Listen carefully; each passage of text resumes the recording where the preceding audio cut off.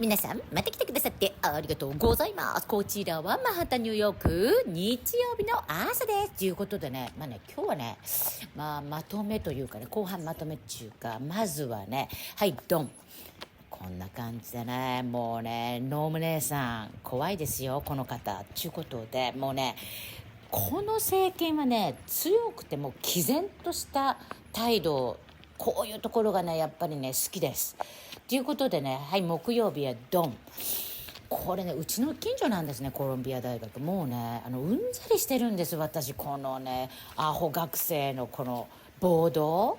もうとっととね、祖国に返してしまえってずっと思ってたんですね。とうとうね、国務長官ルビオさんが300人以上のビザ取り消しっていうことで、この活動家がね、どういうことですかみたいな感じで聞いている、当たり前だろうと我々は思うんですけど、それをね、静かにルビオさんがバッサリやった動画を今日は載っけたいと思います。あとは金曜日、はい、JD さんがグリーンランド訪問ですということでね、この動画もグリーンランド載っけたいと思います。で、前私言ったみたいに、また思いつきでも言うんだからトランプさんって言って、確かね、クリスマスの頃にもうゲラゲラ笑って私載っけたら、実はグリーンランドとの関係っていうのは深かったと。ドイツにデンマークが占領された時に救ったのがアメリカだったと。そしてトランプさんの第一次政権で宇宙軍をもう駐屯してるんですよね。ということで、今日はこの動画も載っけてみたいと思います。ということで見てください。どうぞ。What was your State Department's role in that process? Oh, we revoked her visa. It's an F1 visa, I believe. We revoked it, and here's why. And I'll say it again. I said it everywhere. Let me be abundantly clear, okay? If you go apply for a visa right now, anywhere in the world, let me just send this message out. If you apply for a visa to enter the United States and be a student, and you tell us that the reason why you're coming to the United States is not just because you want to write op-eds, but because you want to participate in movements that are involved in doing things like vandalizing universities, harassing students, taking over buildings, creating a ruckus, we're not going to give you a visa. If you lie to us and get a visa and then enter the United States and with that visa participate in that sort of activity, we're going to take away your visa. And once you've lost your visa, you're no longer legally in the United States, and we have a right, like every country in the world has a right, to remove you from our country. So it's just that simple. I think it's crazy. I think it's stupid for any country in the world to welcome people into their country that are going to go to your universities as visitors. They're visitors. And say, I'm going to your universities to start a riot. I'm going to your universities to take over a library and harass people. I don't care what movement you're involved in. Why would any country in the world allow people to come and disrupt? We gave you a visa to come and study and get a degree, not to become a social activist that tears up our university campuses.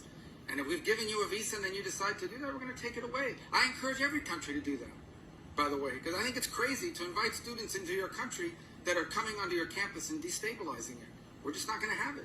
So we'll revoke your visa, and once your visa is revoked, you're illegally in the country and you have to leave. Every country in the world has a right to decide who comes in as a visitor and who doesn't.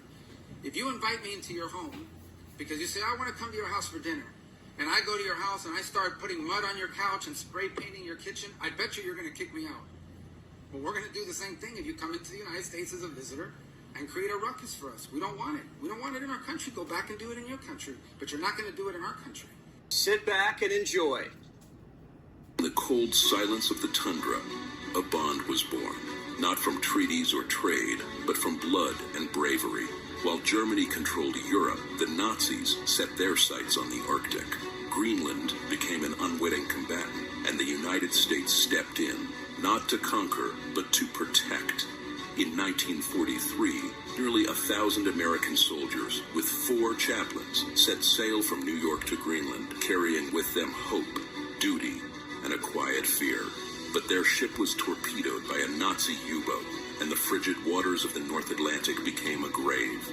Those 4 chaplains gave up their life vests, giving their lives so that others might live. Together, Americans and Greenlanders stood as sentinels at the top of the world.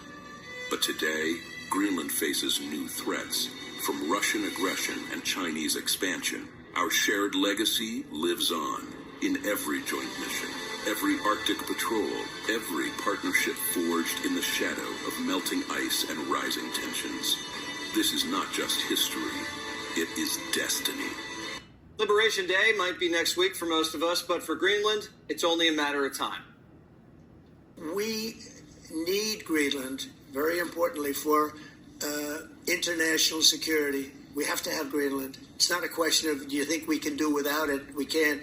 If you look at Greenland right now, if you look at the waterways, you have Chinese and Russian ships all over the place.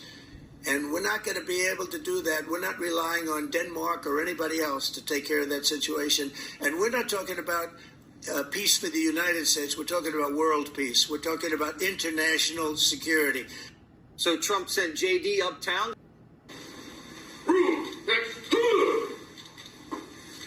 Hey guys, how we doing? Please, at ease. At ease. Good Lord, sit down and eat. Sit down and eat. Don't let the Vice President stop you guys from getting your trial here. How we doing? It's cold as here. Nobody told me. Greenland might not be the best place for a Trump golf course, but Silicon Valley and billionaires like Musk, Bezos, and Peter Thiel think Greenland's landscape will put us ahead in the AI arms race.